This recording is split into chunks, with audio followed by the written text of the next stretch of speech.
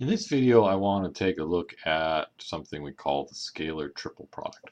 So if I'm given three vectors in R3, then the scalar triple product is defined this way. It's U dotted with V crossed with W. Okay.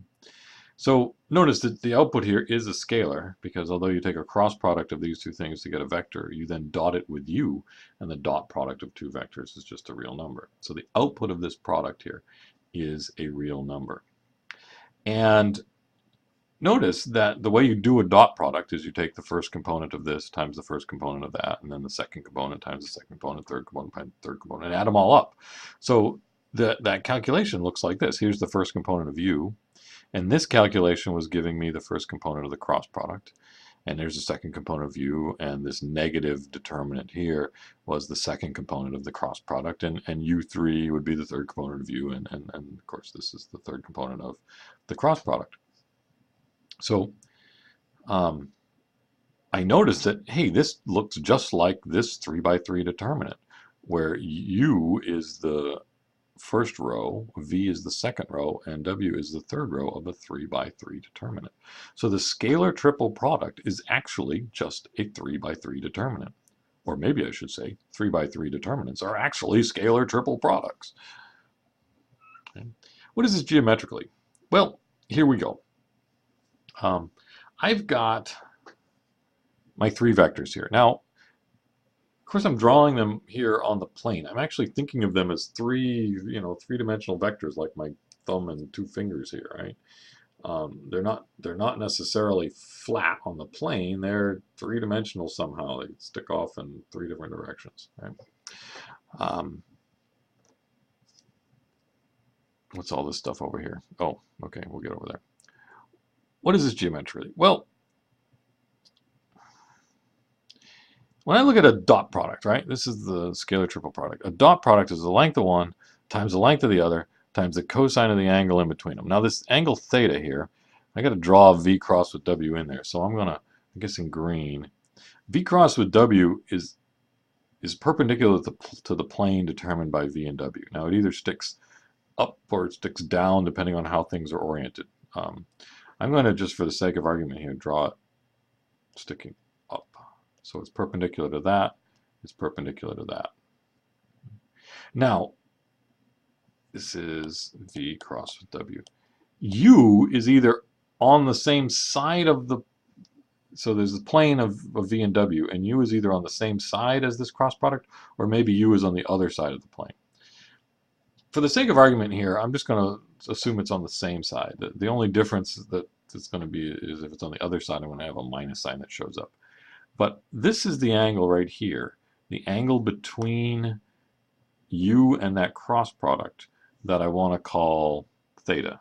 Okay, so that's looks like a filled-in circle rather than a theta. This is a theta. Okay. So when I look at this and I see U times the cosine of theta, that's actually, drop a perpendicular over here, U times the cosine of theta is this length right here. The length of U times the cosine of that angle is this distance right here. I then multiply that by the cross product of V and W, the length of the cross product. Well, the length of the cross product we've seen is actually the area of this parallelogram.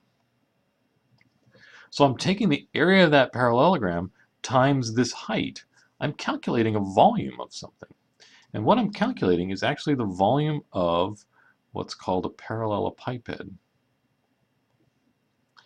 So I'm trying to draw these, let's try that again, parallel to U. And I'm not particularly good at this, but. So where two vectors in the plane essentially determine a parallelogram, three vectors in space determine what's called a parallelepiped. There's 12 edges total in this thing, 4 of them parallel to U, 4 of them parallel to V, and 4 of them parallel to W. Okay, it's like a squashed cube. And it turns out that this triple product is the area of the base times the height.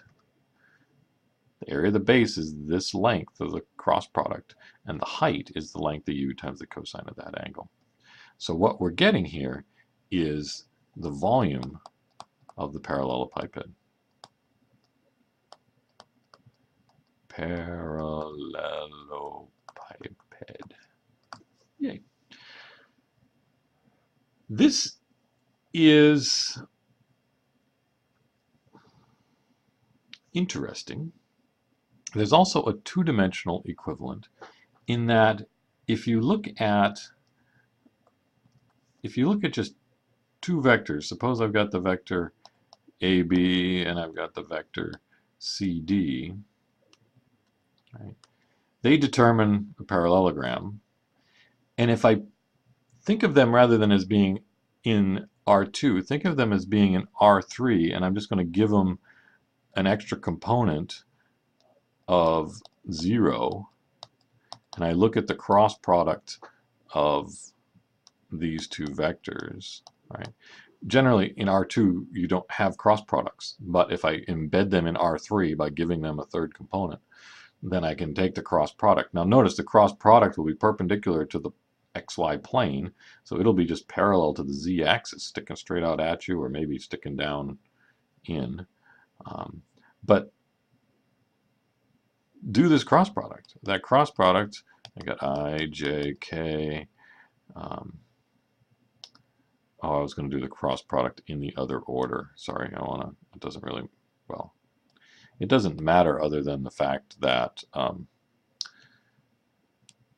you have a minus sign. You know, doing the cross product in one direction is just minus doing it in the other direction. So anyway, but I was thinking in terms of doing it this way. So I want my AB0 here and my CD0 there. And so what do I get? Well, I get I times 0 minus 0. I've got J times 0 minus 0. Notice I did that one backwards, 0 minus 0. And then I've got K times this determinant. When I look at the length of this vector, oops, this is supposed to be a cross product. The length of this AB0 crossed with CD0, I just get this squared plus that squared plus this squared square root. It's essentially the absolute value of this determinant.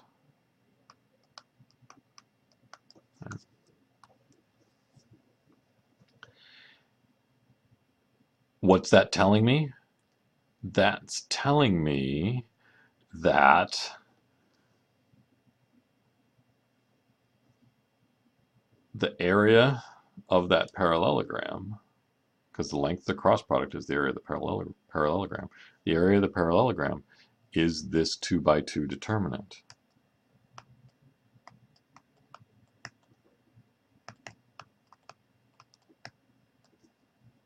Area of the parallelogram.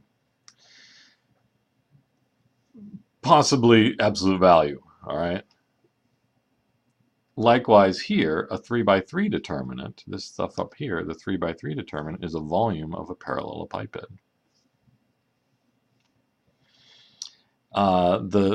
There was one issue here where if u was on the opposite side of the plane as v crossed with w, what would happen there is that angle then would be bigger than 90 degrees, bigger than pi over 2, right? And the cosine would be negative. And so what you'd be calculating here actually would be the negative volume of the parallelepiped, but just take the absolute value and you've got the volume. Right? Now, once we have this, then there's several things we can do.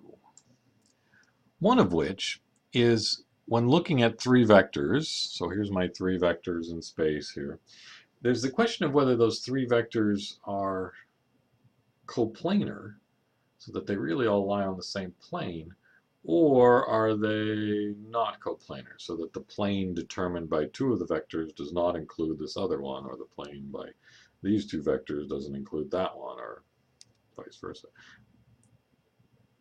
if you look at two of the vectors, they determine a plane. Is the third vector on that plane or not? We can actually use this to our advantage, because if they are all on the same plane, so if I got three vectors all on the same plane like this, and I make this parallelepiped, if I make this parallelepiped right here, with u, v, and w all on the same plane, well, the volume of that parallelepiped is going to be 0. So we have a theorem that says the vectors u, v, and w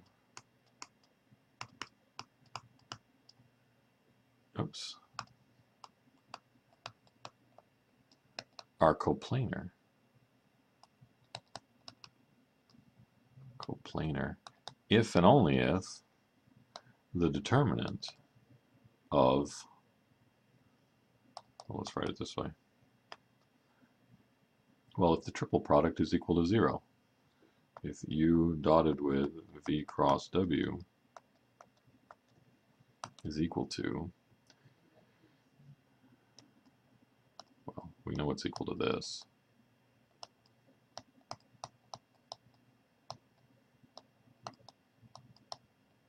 The question is it equal to 0?